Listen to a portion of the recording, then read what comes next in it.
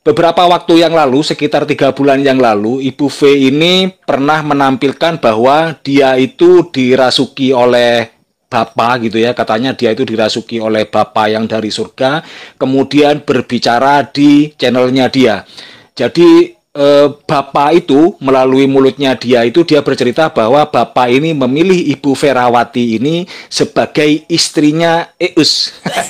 Ya Hadi, ya Bashir, ya Tabibi, Nabiullah khairul khalqi, khairul khalqi jami'an, lahu a'la manasibi wal marati, salatullahi subhanallah. Bismillahirrahmanirrahim. Assalamualaikum warahmatullahi wabarakatuh. Kamu semua yang dirahmati Allah, semoga Allah senantiasa curahkan segala rahmat, segala nikmat yang berkepanjangan dan tiada berhujung dari dunia hingga akhirat, insyaallah. Dan Allah pun kumpulkan kita para kaum muslimin di bawah naungan Rasulullah beserta para nabi, beserta para orang-orang yang Allah kasihi, Allah sayangi, Allah cintai, insyaallah, di bawah naungan Rasulullah kelak di mana tiada naungan selain daripada naungannya, insyaallah. Amin amin Allahumma amin. Kaum muslimin, pada kesempatan malam hari ini saya akan membuat sebuah video di mana video ini sungguh kocak ya, mengisahkan tentang bagaimana seorang perempuan mengaku dihamili oleh sesembahannya, yakni Yesus. Dan pernikahannya ini di surga, kaum muslimin. Karena memang ya menjadi Kristen itu wajib wajib halu ya, wajib mempunyai sifat halu yang sangat tinggi sehingga dapat merebut jiwa-jiwa, memenangkan jiwa-jiwa gitu ya. Jadi dengan cara yang aneh-aneh ya, yang tidak masuk akal ya, bahkan orang-orang yang hidup zaman dengan Yesus saja, yang dimana Yesus masih hidup saja, ada yang tidak pernah jumpa, seperti Paulus yang dijadikan nabi ataupun rasul. Bagi orang Kristen itu sendiri tidak pernah jumpa, apalagi ini orang malah orang yang hidup 2000 tahun lebih sesudah Yesus itu tidak ada, mimpi ya, kok mimpi, malah dijumpai, malah ya dibawa ke sorga. Dibawa ke sorga dan dinikahinya katanya, dan sampai hamil, kaum muslimin. Nah ini yang bikin kita geli ini ya, karena memang menjadi Kristen ini wajib halu sampai mati gitu ya, halu tinggi sampai mati. Oke, demikian kaum muslimin videonya. Berikut ini dia menamai dirinya adalah Ibu V, di mana Ibu V ini pernah bersaksi di channelnya Pendeta Yusuf Manubulu. Jadi ketika dia hadir di channelnya Yusuf Manubulu, dia mengatakan bahwa dia itu memiliki kekuatan bisa melihat alam supranatural. Bahkan dia itu juga pernah bercerita dia pernah mati 15 kali. Memang kalau Oter ini lucu-lucu ya. Nah, berikut ini adalah video di mana ketika dia itu bersaksi di channelnya Pendeta Yusuf Manubulu. Kita simak sedikit saja. Dalam ketakutannya, di dalam kebingungannya, di dalam keanehannya, bahkan beberapa kali Ibu Febe ini ingin bunuh diri, ingin mengakhiri hidupnya karena penderitaan akibat dari serangan-serangan kuasa kegelapan itu. Nah, bagaimana kuasa Tuhan menolong dia? Kita akan dengarkan secara lengkap dari beliau. Ferawati, silakan Ibu. Shalom, Bapak Ibu yang kekasih di dalam Tuhan Yesus Kristus. Bagi kita seluruh umat manusia yang ada di planet bumi ini, pada saat ini saya ingin membongkar dua kuasa yang berjalan di tengah-tengah dunia ini, yaitu antara kuasa Allah dan kuasa Lucifer, iblis, atau yang kita kenal dengan setan. Bapak Ibu saudaraku yang dikasihi oleh Tuhan Yesus Kristus, saya akan kupas pada malam hari ini secara tuntas, detail demi detail, supaya kita yang mendengarkan tidak menjadi bingung ya. Jadi saya akan memulai Nah, sahabat Iwan Filah, itu adalah salah satu sedikit pembuktian di mana Ibu V ini pernah bersaksi di channelnya Pendeta Yusuf Manubulu. Jadi dia itu sedang bercerita bagaimana dia itu bertemu dengan Lucifer, iblis atau setan atau ular tua, katanya begitu. Saya tidak akan memperpanjang itu karena memang ceritanya itu bisa kemana-mana. Anda kalau dengerin ceritanya itu, pasti Anda selesai nonton pusing atau pingsan. nggak ada yang masuk akal sama sekali. Nah, sahabat Iwan Villa, beberapa waktu yang lalu, sekitar 3 bulan yang lalu, Ibu V ini pernah menampilkan bahwa dia itu dirasuki oleh Bapa gitu ya, katanya dia itu dirasuki oleh Bapa yang dari surga, kemudian berbicara di channelnya dia. Jadi Bapa itu melalui mulutnya dia bercerita bahwa Bapa ini memilih Ibu Ferawati ini sebagai istrinya Eus. Kalau ngambil videonya ini saya nggak berhenti tertawa, saya sampai bingung ini yang mau saya ceritain apa gitu. Tapi ya memang lucu gitu loh ya. Jadi ini berikut ini adalah video di mana ketika dia itu dirasuki oleh bapaknya dan berbicara di channelnya dia. Jadi pengakuannya di situ bahwa si bapak ini memilih Ibu Ferawati ini sebagai pengantinnya Eus gitu ya. Jadi makanya dia memakai pakaian yang memakai gaun. Jadi memang pernikahan itu terjadi dan menurut dia pernikahannya itu terjadi di surga. Berikut pemaparannya. Hanya sebagai efek dari dunia alam roh. Jadi sudah terjadi dulu di alam roh, baru terjadi di dunia manusia. Untuk itu secara visual manusia bisa melihat mempelai yang cantik, yang elok, yang bijaksana, yang terpilih dari dunia manusia pada saat ini sedang berbicara, mempelai kami. Jadi untuk itu dari dunia manusia, mau tidak mau, suka atau tidak suka, kalian harus menerima mempelai kami yang cantik, yang elok hatinya, yang indah, yang terindah di antara seluruh wanita pada zaman ini, dari zaman ke zaman. Dan terpilihlah mempelai kami ini, hatinya paling indah, paling cantik di antara seluruh perempuan yang cantik. Dialah yang tercantik. Jadi kami dari dunia ilahi melihat hati, tetapi kalian dari dunia manusia melihat fisik.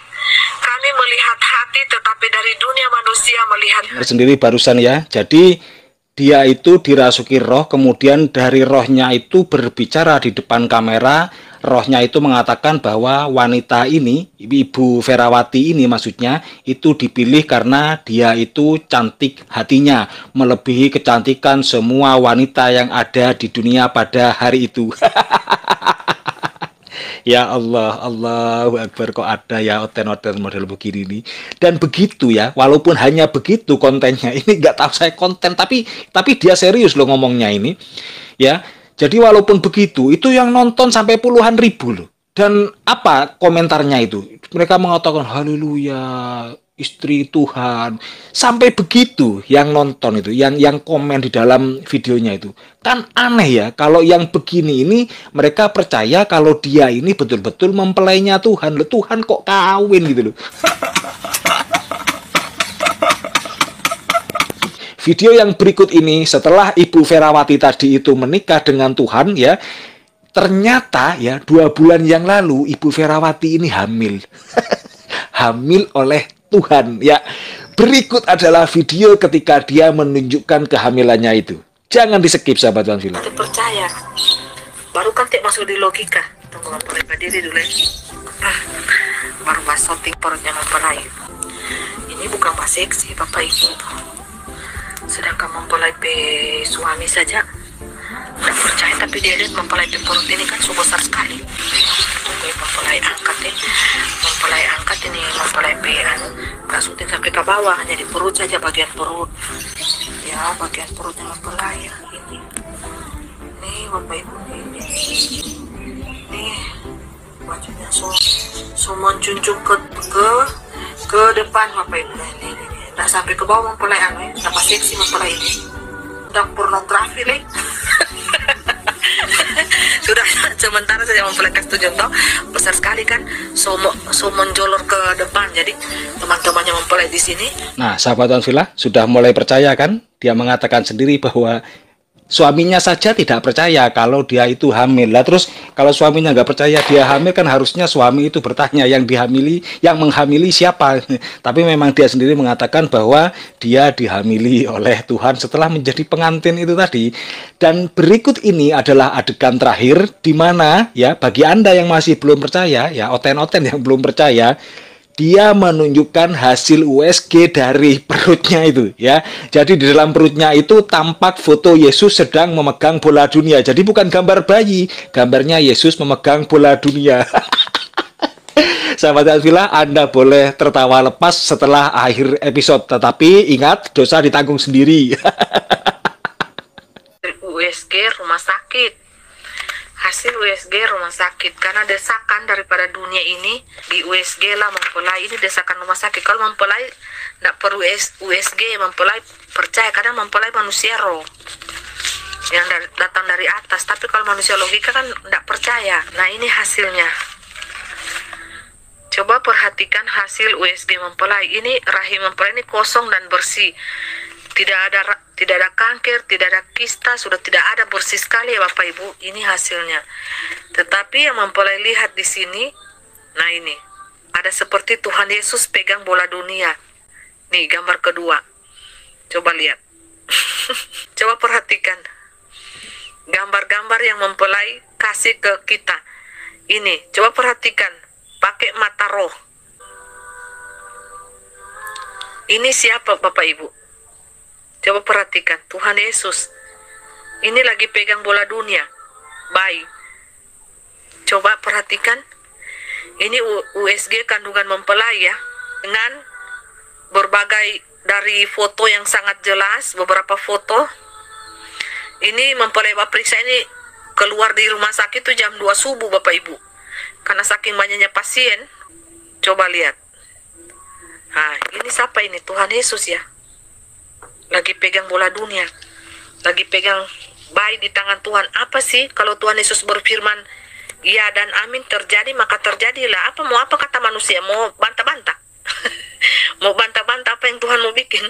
Mau apa kamu? Haleluya. Nah ini coba perhatikan ya, ini gambar Tuhan Yesus ini.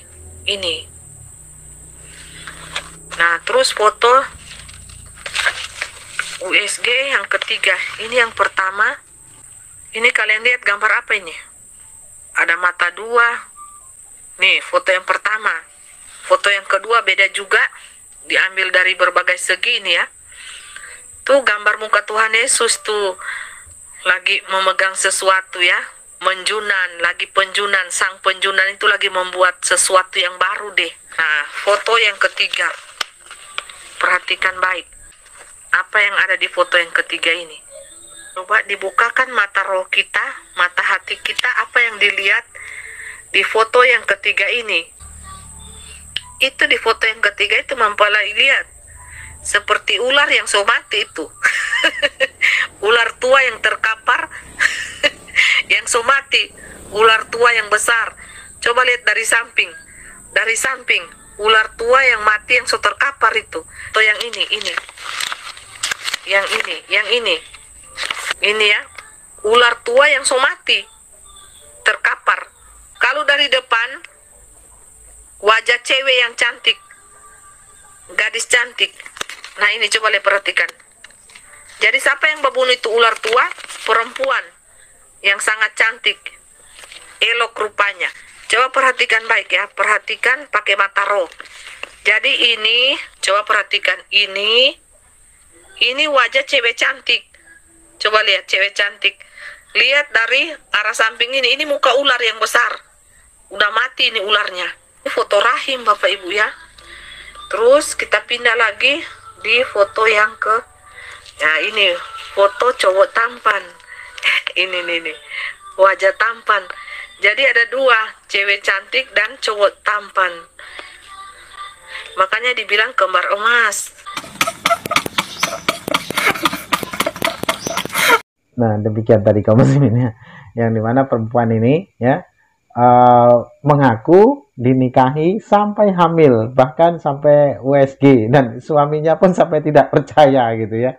Nah, disinilah maka ketika kita menjadi umat muslim ya, Allah perintahkan kita ini wajib menggunakan akal, menggunakan nalar, sehingga ketika kita menggunakan akal, menggunakan nalar ini akan mengetahui bagaimana kebesaran-kebesaran Allah yang tidak mungkin bagi Allah, dan sesuatu yang mungkin bagi Allah. Nah, jadi karena memang Allah itu tidak pernah punya anak, apalagi menikah ya, tidak seperti di dalam kekristenan itu sendiri, yang dimana Tuhan sesembahan mereka dapat menjelma menjadi manusia dan dapat menikah juga dengan manusia ya, kawin dengan manusia. Jadi ini tidak jauh beda dengan dewa-dewi pada zaman Yunani ya, yang dimana Hercules itu adalah anak dari dewa ya. Jadi dewanya ini menjelma menjadi manusia, lalu meniduri istri raja ya, istri kaisar, lalu istrinya ini melahirkan seorang anak yakni Hercules, yang dimana Hercules ini manusia manusia setengah dewa, setengah manusia setengah dewa gitu ya. Jadi sama seperti apa yang diyakini oleh kekristenan itu, bahwasanya Yesus itu setengah manusia ya, setengah juga setengah manusia setengah Tuhan gitu ya. Jadi 100% manusia, 100% Tuhan. Nah, di sini bikin kita geli. Jadi ya Allah, kalaupun ada orang Kristen yang mau menggunakan nalarnya, menggunakan akal sehatnya, tidak akanlah mungkin percaya dengan kesaksian-kesaksian seperti ini, dan mereka pasti akan berpikir betapa nistanya ya, sesembahan mereka dinistakan oleh orang Kristen itu sendiri, dan pada akhirnya pasti dia akan memeluk Islam oleh karena sesuatu yang rusak ya, agama yang rusak, kepercayaan yang rusak, yang merusak itu adalah orang Kristen itu sendiri, yakni pemeluk-pemeluknya itu sendiri ya, orang Kristen itu sendiri. Jadi bukan agama lain ataupun umat beragama lain yang merusak kekristenan, melainkan adalah orang Kristen itu sendiri yang merusak akidah mereka, yang merusak keagamaan mereka, yang merusak keyakinan mereka, kan begitu. Jadi segala sesuatu apa yang mereka sampaikan selalu saja lucu, selalu saja konyol, dan sangat tidak masuk akal ya, karena memang ya inilah manusia yang wajib membuang akal ya. Di saat mereka bertanya pun, pendeta pun tidak dapat menjawabnya. Seandainya pun bertanya pun, pasti mereka juga akan berkata, jangan banyak bertanya, cukup imani saja ya. Jangan banyak bertanya, imani saja. Imani saja dan jangan banyak bertanya, kan begitu. Oke, demikian saja kaum muslimin yang dapat saya sampaikan. Saya Ibu Dusan. Wassalamualaikum warahmatullahi wabarakatuh.